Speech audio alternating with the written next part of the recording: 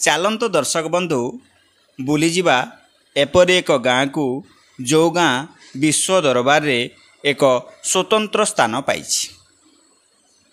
ସ୍ୱତନ୍ତ୍ର ସ୍ଥାନ ସିନା ପାଇଛି, କିନ୍ତୁ ଏପର୍ଯ୍ୟନ୍ତ ମୌଳିକ ସୁବିଧାରୁ ବଞ୍ଚିତ ରହିଛି ସେହି ଗାଁ।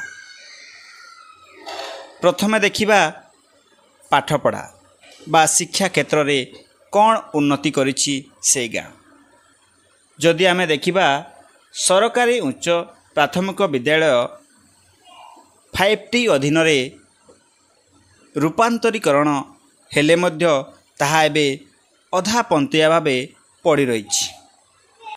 ଏଥିଯୋଗୁଁ ଜନମହଳରେ ଅସନ୍ତୋଷ ସହିତ ଅଧା ପନ୍ତରିଆ କାମ ପାଇଁ ସରକାରକୁ ଦୋଷ ଦେଉଥିବା ବେଳେ ଏହା ଏକ ଠିକାଦାର ପୋଷା ନୀତି ଅବଲମ୍ବନ କରୁଛନ୍ତି ବୋଲି ସ୍ଥାନୀୟ ଲୋକେ ଅଭିଯୋଗ କରିଛନ୍ତି।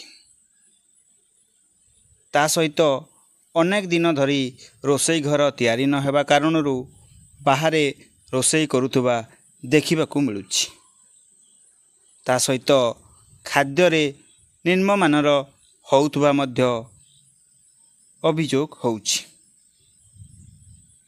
ବିଦ୍ୟାଳୟରେ ଶୌଚାଳୟ କାର୍ଯ୍ୟ କରୁନଥିବା ବେଳେ ପାଚେରୀ 2 ବର୍ଷରୁ ଭାଙ୍ଗି ରହିଥିବା ଦେଖିବାକୁ ମିଳୁଛି।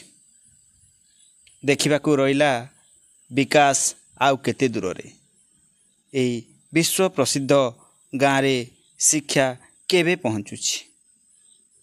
ନୂତନ ସରକାର ଆସିଲା ପରେ ତାଙ୍କର ଆଖି ଦୃଷ୍ଟି ପଡ଼ିବ ତ? ଏପରି ଅନେକ ପ୍ରଶ୍ନ ସ୍ଥାନୀୟ ବୁଦ୍ଧିଜୀବୀ ମହଲରେ ବାରମ୍ବାର ଚର୍ଚ୍ଚା ହେଉଛି।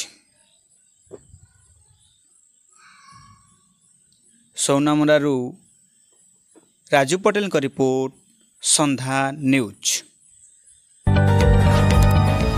जदि आपंक आम भिडी भल लगा तेब आम चैनल को लाइक, शेयर और सब्सक्राइब करने को जमा भी भूलु नहीं।